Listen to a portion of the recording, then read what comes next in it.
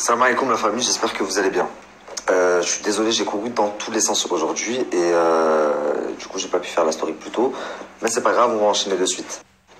Du coup, hier j'étais à la demande en mariage de Zach et ça a fait polémique. Déjà dans un premier temps, on a commencé à avoir quelques commentaires de personnes qui disaient oui mais c'est ridicule, soit les gens ils ont pas les moyens de se marier, soit ils se marient 10 fois. Ils sont déjà mariés, ils se sont mariés il y a 2 ans, la vidéo elle est sur YouTube. Alors déjà vous devez savoir un truc, ils se sont mariés religieusement. Il n'y a pas eu de mariage civil, ils sont même pas passés à la mairie. Gina je crois qu'elle avait 17 ans à ce moment-là. Donc il y a 2 ans, ils ont simplement fait le halal. Et la mairie, bah, c'est pour bientôt du coup, puisque hier c'était la demande en mariage. Ils vont enfin faire le mariage civil. Enfin, je comprends pas les gens. Et concernant les critiques, oui, l'argent ça fait tourner la tête, tout ça pour plus de partenariats. Bah, en fait, soyez contents pour vos frères et sœurs. Il a fait sa demande en mariage. Et alhamdoulilah, il a eu les moyens de lui faire une belle demande. Où est le problème? Donc voilà, ça c'est les concernant eux. Ensuite, ce que j'ai vu, parce que moi je peux rien faire sans que je me retrouve au milieu d'une polémique, les gens disent oui, mais c'est l'entreprise de la mère de Nabil qui a financé ça, tout ça c'est un coup de buzz. Mais vous êtes complètement malade. C'est pas pour me déplaire, parce que très honnêtement, tous les prestataires qu'il y avait hier, ils étaient top. Donc moi j'aurais aimé que la déco, ce soit moi mais moi, l'entreprise de ma mère, tout le monde sait, c'est Majestic. Majestic Déco, Majestic L'Upset, Majestic Palace. Et il me semble qu'ils n'ont été cités nulle part. Pourtant, Zach et Gina ont commencé à citer des prestataires. Donc leur travail était magnifique. C'est très bien. Enfin, en disant que c'est le travail de ma mère, vous la mettez bien, quoi. Mais c'est de manquer de respect aux prestataires qui sont venus, qui ont fait un travail de dingue. Donc Gina, elle a été habillée par un monsieur qui fait de très belles robes. La décoration, c'est une fille de Lyon. Enfin, tous les prestataires étaient de Lyon. Et ma mère, l'entreprise de ma mère, est basée dans le sud de la France. Donc non, ce n'était pas nous. Et voilà, je voulais juste réagir là-dessus. Du coup, la famille, on va pouvoir passer à l'épisode 2 de l'escroquerie Cdiscount Conforama. J'espère que vous êtes bien installés. Hier, c'était l'introduction. On vous explique un petit peu le contexte. Maintenant, on va rentrer dans les détails et vous allez voir, c'est un film.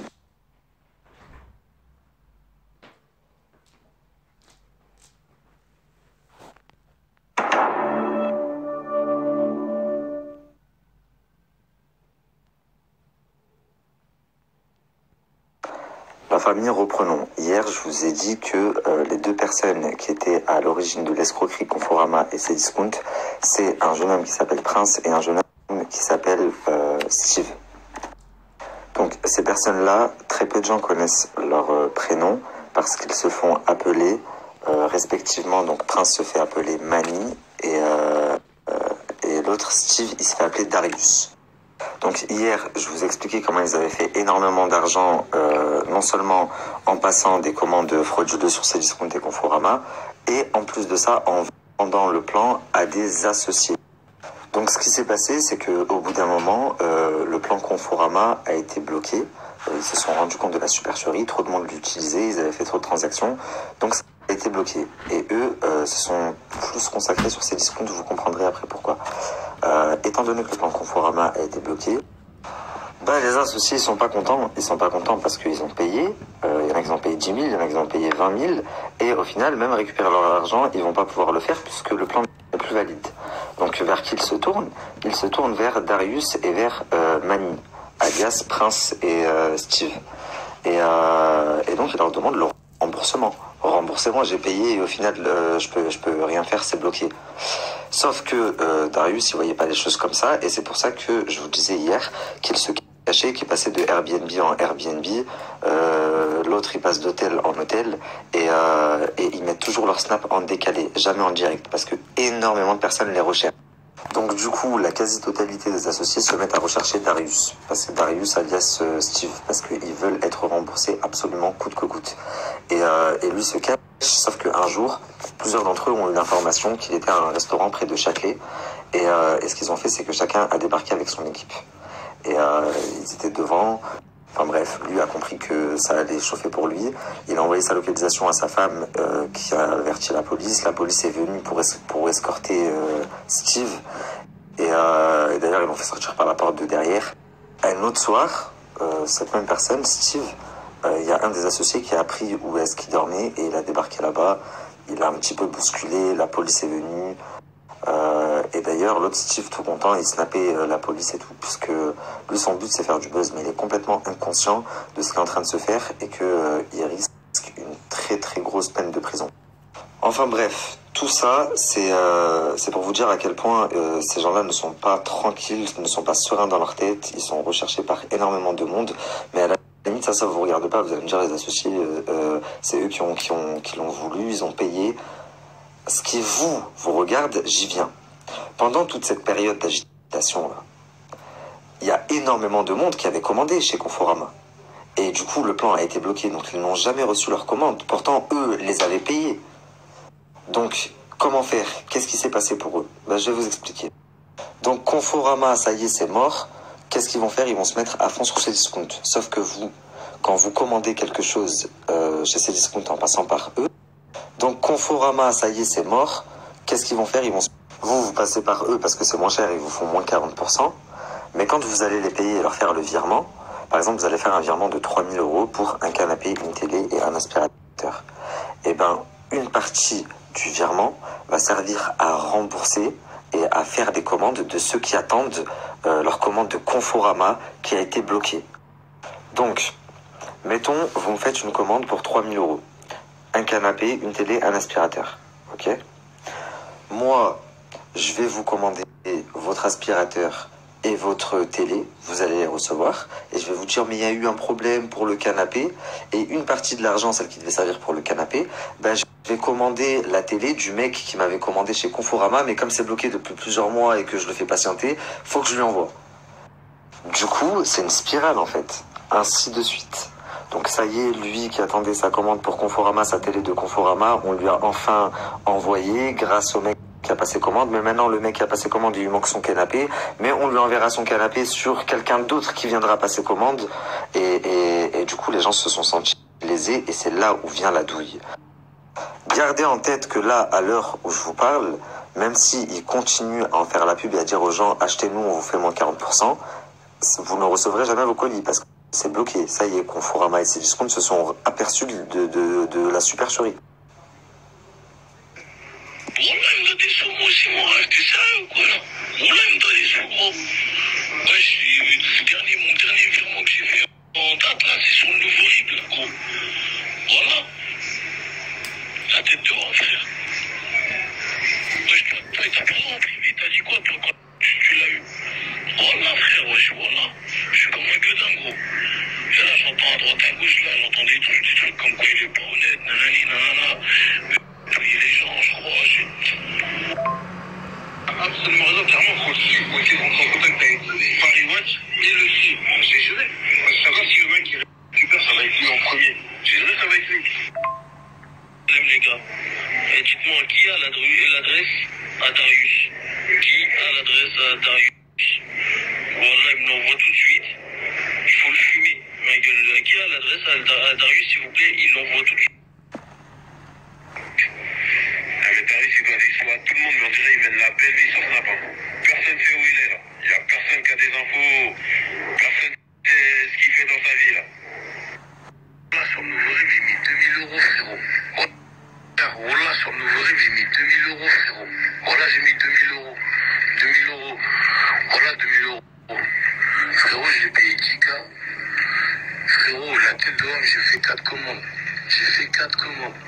On dit K. Arrête, il a gagné ma confiance. Il m'a mis en confiance. Il m'a dit, t'inquiète pas, là, c'est comme ça. Là. Moi, je l'ai cru, c'est moi, il m'a berné, gros. Là, il a abusé de ma confiance. Tu vois, jusqu'à moi, je me cassais les couilles avec les gens. Pour lui, tu vois. Mais on n'a pas de nouvelles, là. On sait même pas il est où, gros. Donc là, je viens de vous mettre un associé qui s'est fait escroquer. Et ce qui, moi, pour ma part, m'a fait mal, je me suis senti vraiment mal. Il y a un jeune de 18 ans qui venait percevoir un héritage. Je crois qu'il est orphelin maintenant. Enfin, il a plus de parents. Et il a donné la somme de 20 000 € pour devenir devenir associé en pensant faire quelque chose, un investissement, quelque chose de légal alors que c'est complètement illégal. Et aujourd'hui, il n'a plus aucune nouvelle de ce Mani, de ce Darius. Et voilà, il n'a plus rien. Hier encore, j'ai appris qu'une jeune fille se serait suicidée à cause d'eux. Au final, oui, à cause d'eux. Et là, vous allez me dire, mais qu'est-ce que Léana, Astrid ou même encore Baby Driver, parce que tu l'as évoqué, viennent faire là-dedans? Croyez-moi, vous allez comprendre. Mais avant, je veux que vous fassiez une idée claire des personnes que sont ces deux jeunes hommes-là, Darius et Mani. Donc juste avant de parler des influenceurs, vous devez comprendre qui ils sont. Eux, de base, c'est des collègues, ils se connaissent depuis toujours, ils ont fait des escroqueries ensemble, ils ont fui leur ville natale parce qu'ils avaient escroqué des gens et qui sont recherchés. Et là, cette escroquerie, ces discounts et Conforama, ils l'ont monté ensemble, mais ça les empêche pas de se bouffer, de se faire des coups de malade entre eux. Donc là, pendant que je vous parle, je vais vous mettre le vocal, je vous explique. Mani devait réceptionner et recevoir 10 TD. Et Mani devait un peu de sous à Darius, son associé, enfin, celui avec qui il a monté cette escroquerie. Et du coup, Darius, pour récupérer son argent, il a envoyé quelqu'un voler les télés que Mani devait récupérer. Donc là, il va être choqué parce que je vais vous mettre la voix de Darius et je vais vous mettre le vocal en fait. Écoutez. Je récupère les télés, le courant de la mec ramène sur la tête de ma mère, il va rien faire. Tu vois ce que je veux dire? C'est un PD gros. Tu vois ce que je veux dire? Il paye pas ses dettes, il me doit de l'argent, je suis venu à Paname exprès pour le voir. La vie de ma mère, il se cache. On avait rendez-vous à 4h du matin, là, il fait le schizophrène. Demain, c'est comme si de rien n'était, il récupère le bon et la vie de ma mère, gros, comme un bonhomme, vient nous voir. On va partager le truc, je vais déduire sur l'argent qu'il me doit. Et lui dit même pas que c'est moi ou quoi que ce soit, la vie de ma mère. Juste, elle lui répond même plus, mais lui, une grosse carotte. Le corona avec là, je suis avec Donovan, mais elle est 4h. Depuis, il nous tombe. Depuis 14 heures, je devais le voir pour récupérer mon argent, l'élève est schizophrène. Donc demain, si vous pouvez lui la mettre profond, mettez-lui la lune profond. Depuis 14 heures, je devais le voir pour récupérer mon argent, l'élève est schizophrène. Donc demain, si vous pouvez lui la mettre profond, mettez-lui la lune profond. Donc en parallèle, ils se parlent tous les deux, normal, pour continuer leurs escroqueries. Donc vous voyez qu'il dit il nous faut 5 têtes pour Conto, c'est 5 têtes pour ouvrir des comptes Conto. Les comptes Conto, c'est ce que je vous expliquais, c'est les comptes professionnels sur Internet, où à partir de là, vous pouvez créer des cartes de crédit virtuelles, et c'est avec ces cartes de crédit virtuelles qu'ils font les commandes sur ces discounts. Paiement en 4 fois, puis après ils arrêtent à partir de la deuxième échéance, ils ne payent plus.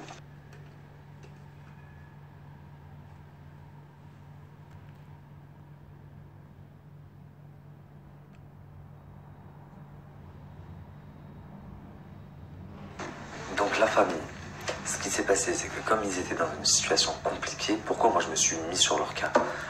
Ils devaient de l'argent à tout le monde, ils se sont dit, eh ben, tout simplement, il faut booster l'activité, arnaquer plus de monde pour faire plus d'argent et pouvoir rembourser les associés et se sortir de cette galère.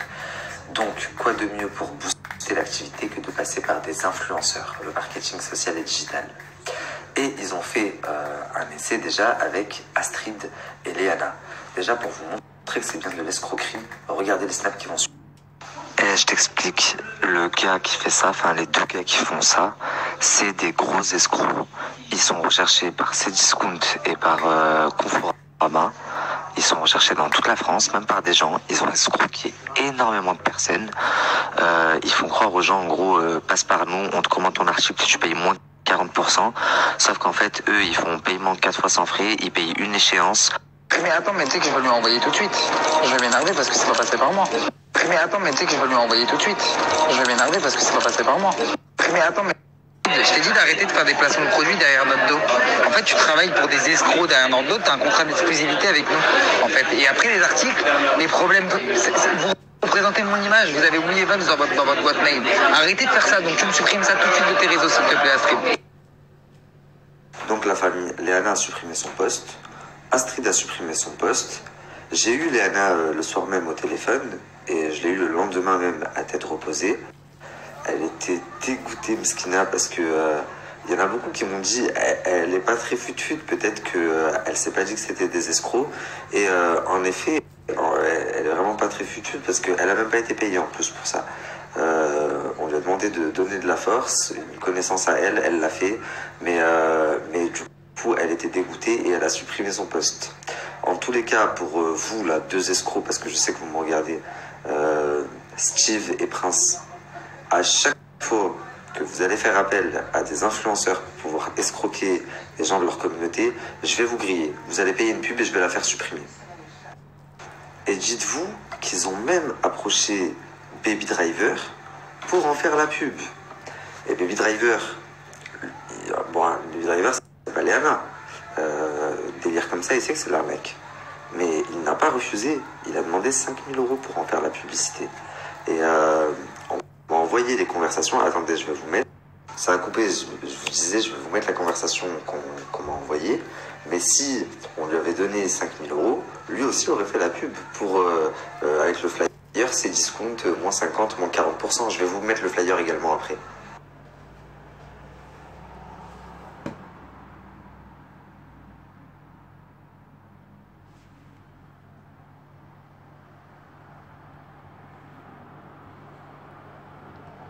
La famille, la première fois que je vous en ai parlé, c'était il y a quelques jours, de l'escroquerie Cdiscount Conforama.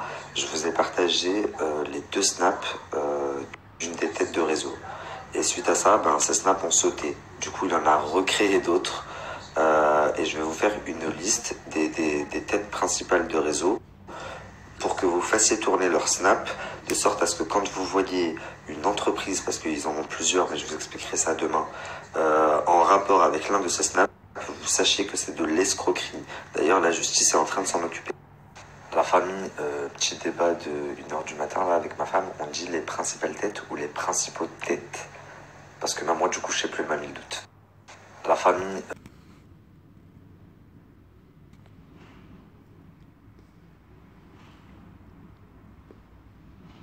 Donc la famille, c'est la fin de cet épisode. Demain, on se retrouvera avec l'épisode 3, qui devrait vous plaire parce qu'il est un peu plus piquant. J'ai eu une petite, on va pas dire altercation, mais j'ai été en contact avec une des têtes avant-hier, une des grosses têtes, à savoir Mani, enfin c'est Prince alias Mani. Et je vous expliquerai donc ce qu'on s'est dit. Donc moi, avant d'aller plus loin, je lui ai dit que ça m'intéressait pas d'afficher sur les réseaux sociaux, mais que je voulais qu'il coupe son snap, parce que c'est avec son snap qu'il escroquait les gens et qu'il arrête ses escroqueries. Il m'a clairement pas pris au sérieux, mais je vous expliquerai ça demain. Du coup, je vais devoir lui donner une leçon.